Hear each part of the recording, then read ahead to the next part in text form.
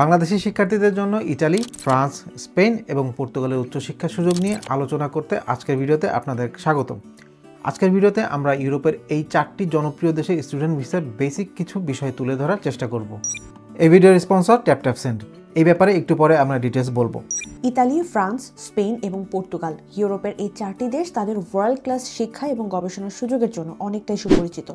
কিন্তু বাংলাদেশি শিক্ষার্থীদের জন্য এই সুযোগগুলো কতটা সহজ, ভাষাগত চ্যালেঞ্জ, ভিসা প্রক্রিয়া, স্থায়ীভাবে বসবাসের সুযোগ, জীবনযাত্রার খরচ, এই সব কিছু কেমন প্রভাব ফেলে একজন আন্তর্জাতিক শিক্ষার্থীর ক্ষেত্রে, আর কিভাবে এই দেশগুলোর শিক্ষা ব্যবস্থা ও সুবিধাগুলো আপনার জন্য কাজে লাগতে পারে, এই ভিডিওতে আমরা এই সম্ভাবনা, সুবিধা, সীমাবদ্ধতা, এই বিষয়গুলো নিয়ে যতটুকু সম্ভব আলোচনা করার চেষ্টা করব। এবং বরাবরের মতোই আমরা আমাদের ফাইন্ডিংস শেয়ার করব এবং সেই সাথে প্রত্যেকটা দেশের অফিসিয়াল লিঙ্কগুলো শেয়ার করব। You are more than welcome to visit the links for further details as well as data accuracy. প্রথমেই ইতালি সম্পর্কে বলছি। ইতালির হায়ার স্টাডিজের জন্য সরকারি ওয়েবসাইট হলো ইউনিভার্স ইটালি। এখান থেকে ইতালির উচ্চশিক্ষা যাবতীয় ইনফরমেশন পাওয়া যাবে। ইতালিতে পাবলিক বিশ্ববিদ্যালয়গুলোতে সাবজেক্ট ভেদে টিউশন ফি বছরে 500 থেকে 2500 ইউরো পর্যন্ত। এছাড়াও ভিন্ন ভিন্ন ইউনিভার্সিটি বিভিন্ন ধরনের ক্রাইটেরিয়াতে পার্শিয়াল এক্সাম্পশন দেয়, যেমন ডেভেলপিং কান্ট্রিজ থেকে হলে বা ডিজেবল হলে এই ধরনের। এছাড়াও ডিএসইউ স্কলারশিপ নামে ইতালিতে একটা স্কলারশিপ দেওয়া হয়।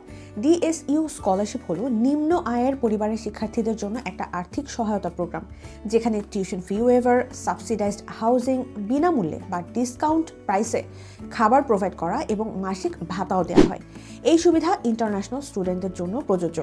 এর জন্য শুধু প্রমাণ করতে হবে যে আপনার পারিবারিক আয় প্রতি বছর $24,006 এর কম, আর যদি আয় প্রতি বছর $12,525 এর নিচে হয় তাহলে শিক্ষার্থীরা টিউশন ফি, সমস্ত সুবিধা এবং সেই সাথে প্রতি বছর $7,306 পর্যন্ত ভাতাও পেতে পারেন।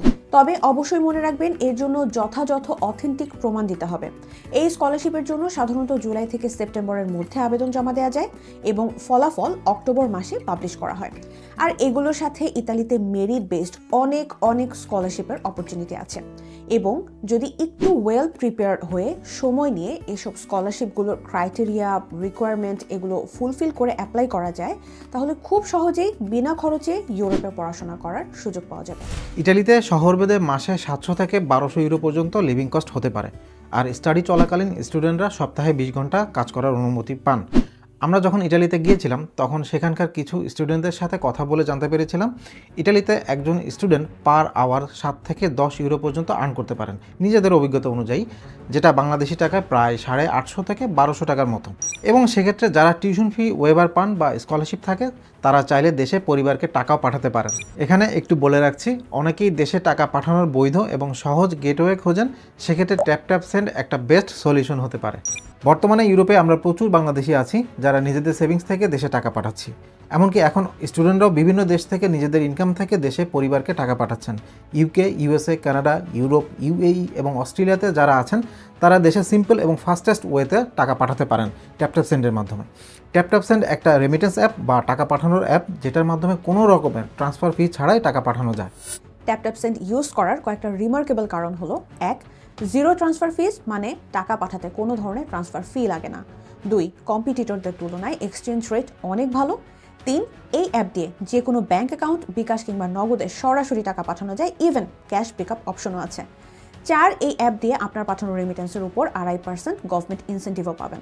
5, এটা সম্পূর্ণ safe, secure and fast money transfer option.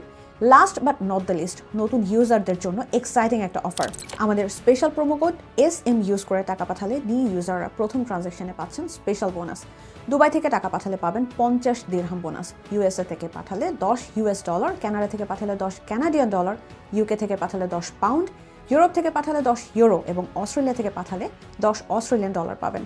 So অ্যাপটা ডাউনলোড করে নিতে পারেন এবং আমাদের প্রোমো কোড ইউজ করে আপনার প্রথম লেনদেনের বোনাস ক্লেম করে নিতে পারেন। মূল ভিডিওতে ফিরে যাচ্ছি। ইতালিতে আফটার স্টাডি ওয়ার্ক পারমিট হিসেবে পড়াশোনা শেষ করার পর 1 বছর পর্যন্ত জব সার্চ ভিসা পাবেন এবং স্টুডেন্ট থাকাকালীন নির্দিষ্ট শর্তে ডিপেন্ডেন্ট ভিসার জন্য অ্যাপ্লাই করা যায়। 5 বছর লিগালি ইতালিতে থাকার পর পার্মানেন্ট রেসিডেন্সি বা পিআরের জন্য অ্যাপ্লাই করা যায়। তবে সেক্ষেত্রে স্টুডেন্ট হিসেবে থাকাকালীন সময়টা সব সময় কাউন্ট নাও করা হতে পারে। ইতালির ভিসা প্রসেসিংয়ের যাবতীয় কাজ বাংলাদেশ থেকে করা যায়। 2 নম্বরে বলছি স্পেনের কথা। ইউরোপে কম খরচে পড়াশোনা করার জন্য আরেকটা জনপ্রিয় দেশ হলো স্পেন। এখানে পাবলিক বিশ্ববিদ্যালয়গুলোতে এভারেজ টিউশন ফি প্রতি বছর 700 থেকে 2500 ইউরো পর্যন্ত হতে পারে। সাধারণত ব্যাচেলার্সের জন্য পার ইয়ার এভারেজ টিউশন ফি 1800 ইউরো এবং মাস্টার্সের জন্য 2700 ইউরো পর্যন্ত হয়ে থাকে। আবার প্রাইভেট ইউনিভার্সিটির জন্য এটা 10,000 ইউরো পর্যন্ত হতে পারে। স্পেনে একজন ইন্ডিভিজুয়ালের লাইফস্টাইল ভেদে মাসিক খরচ এভারেজ 800 থেকে 1200 ইউরো পর্যন্ত হয়ে থাকে। নন ইউরোপিয়ান কিংবা ইন্টারন্যাশনাল স্টুডেন্টরা স্পেনে দিনে 4 ঘন্টা করে সপ্তাহে 20 ঘন্টা পার্ট টাইম কাজের সুযোগ পাবেন এবং ঘন্টা প্রতি গড়ে 8 থেকে 10 ইউরো মতো ইনকাম করতে পারবেন। স্পেনের মিনিস্ট্রি অফ ফরেন অ্যাফেয়ার্সের ওয়েবসাইট অনুযায়ী বলা হয়েছে স্টুডেন্টরা তাদের স্পাউস অথবা সিভিল পার্টনার এবং মাইনর চাইল্ডদেরকে অ্যাকম্পানিং ফ্যামিলি মেম্বার হিসেবে নিয়ে আসতে পারবেন। লেখাপড়া শেষ করার পর একজন স্টুডেন্ট 1 বছর পোস্ট স্টাডি ওয়ার্ক পারমিট পাবেন।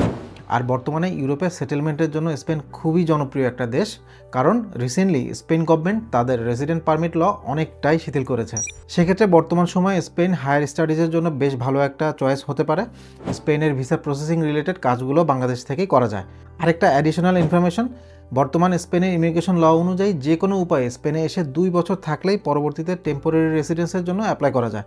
সেক্ষেত্রে কারো যদি ট্যুরিস্ট ভিসায় আসার কোনো সুযোগ থাকে তাহলে তারাও কিন্তু এই অপরচুনিটি নিয়ে ভাবতে পারেন। ইন্টারন্যাশনাল স্টুডেন্টদের কম খরচে হায়ার স্টাডিজের জন্য ফ্রান্স খুবই রিনাউন্ড একটা ইউরোপিয়ান কান্ট্রি।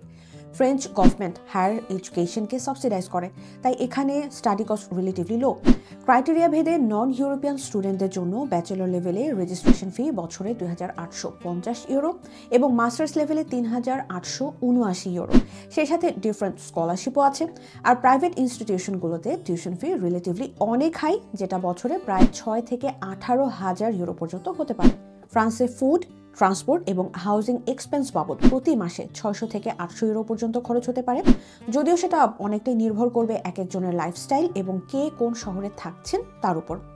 ফ্রান্সের অফিসিয়াল ওয়েবসাইট অনুযায়ী একজন স্টুডেন্ট বছরে 964 ঘন্টা কাজ করতে পারেন এবং ফ্রান্সের আইন অনুযায়ী সর্বনিম্ন বেতন পার আওয়ার 11.65 ইউরো, যেটা বাংলাদেশি টাকায় প্রায় 1400 টাকার মতো।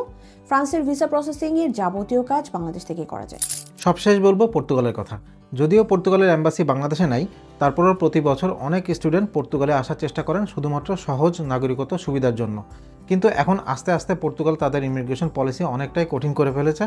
তারপরও কম টিউশন ফি দিয়ে ইউরোপে হায়ার স্টাডিজের জন্য পর্তুগাল বেশ জনপ্রিয়। পর্তুগালের জন্য কোনো ইউনিফাইড স্টাডি কিংবা ইমিগ্রেশন ওয়েবসাইট আমি খুঁজে পাইনি। রিসার্চ করতে গিয়ে মনে হলো তাদের গভর্নমেন্ট পোর্টালগুলো আপডেটের কাজ চলছে। এ ব্যাপারে কারো জানা থাকলে লিঙ্ক কমেন্টে শেয়ার করতে পারেন। ইন্ডিভিজুয়াল ইউনিভার্সিটির ওয়েবসাইট থেকে যতটুকু জানতে পেরেছি, পর্তুগালের ইউনিভার্সিটি এবং প্রোগ্রাম ভেদে টিউশন ফি 500 থেকে 5000 ইউরো পর্যন্ত হতে পারে। এটা কোর্স এবং বিশ্ববিদ্যালয়ের উপর নির্ভর করছে। পর্তুগালে থাকা খাওয়া বাবদ মাসিক খরচ 700 থেকে 1200 ইউরো পর্যন্ত হতে পারে এবং স্টুডেন্টরা পর্তুগালের প্রতি সপ্তাহে 20 ঘন্টা ওয়ার্ক পারমিট পাবেন। সেই সাথে স্টুডেন্ট থাকাকালীন ফ্যামিলি মেম্বার হিসেবে স্পাউস এবং মাইনর কিংবা ডিপেন্ডেন্ট চিলড্রেন আনা যাবে। আর 5 বছর লিগালি পর্তুগালে থাকলে পরবর্তীতে সিটিজেনশিপের জন্য আবেদন করা যায়। এবার কিছু প্র্যাকটিক্যাল কথা না বললেই না। অনেকেই বলেন এসব দেশের ভিসা রেশিও অনেক কম, ভিসা হয় না ইত্যাদি। ভিসা রেশিও কম এটা সত্যি, কিন্তু কেন কম সেটা আমরা ভাবি না কেন? এটা কেন ভাবি না যে একজনের ভিসাও যদি হয় তাহলে তারটা কেন হলো? এসব দেশের ভিসা না হওয়ার অন্যতম প্রধান কারণ যথাযথ যোগ্যতা না নিয়ে অ্যাপ্লাই করা এবং ডকুমেন্টেশন প্রপারলি রেডি এবং সাবমিট না করা। প্রথমত, এসব দেশে যারা অ্যাপ্লাই করেন তাদের বেশিরভাগেরই টেন্ডেন্সি থাকে আইএলটিএস কিংবা কোনো ধরনের ল্যাঙ্গুয়েজ প্রফিসিয়েন্সি ছাড়া অ্যাপ্লাই করার। এবং এসব দেশের স্টুডেন্ট ফাইল বেশিরভাগই প্রসেস করানো হয় বিভিন্ন এজেন্সি দিয়ে, যাদের ম্যাক্সিমামই বেশিরভাগ ডকুমেন্ট ফেক দিয়ে কাজ করার চেষ্টা করে। সুতরাং আলটিমেট রেজাল্ট নেগেটিভই হবে, এটা খুবই স্বাভাবিক। সেকেন্ড যে বিষয়টা নিয়ে না বললেই না, সেটা হলো স্কিল। অনেকের ধারণা আমরা বাঙালিরা যেখানেই যাব সেখানেই কোনো না কোনো ব্যবস্থা করে নিব। হ্যাঁ, ব্যবস্থা আপনি কিছু না কিছু করে হয়তো নিতেই পারবেন, কিন্তু ভালো স্কিল, দক্ষতা, যোগ্যতা এবং সত্যি বলতে সুস্থ এবং পজিটিভ মানসিকতা ছাড়া যেসব ব্যবস্থা করা সম্ভব সেগুলোতে হয়তো কোনো রকম টিকে থাকা যাবে, কিন্তু ভালো, উন্নত, সুখী এবং নিশ্চিত একটা জীবনযাপন করা যাবে না। কারো কারো পক্ষে তো আবার এই টিকে থাকাটাও অনেক সময় অসম্ভব হয়ে যায়। সুতরাং একটা উন্নত সুখী জীবনের জন্য যারা বিদেশে আসতে চান তাদের অবশ্যই প্রতিনিয়ত নিজেকে পজিটিভলি পরিবর্তনের মানসিকতা রাখতে হবে, প্রতিনিয়ত নিজেকে আপডেট করার চেষ্টা করতে হবে। আজকের ভিডিও এখানেই শেষ করছি। আল্লাহ হাফেজ।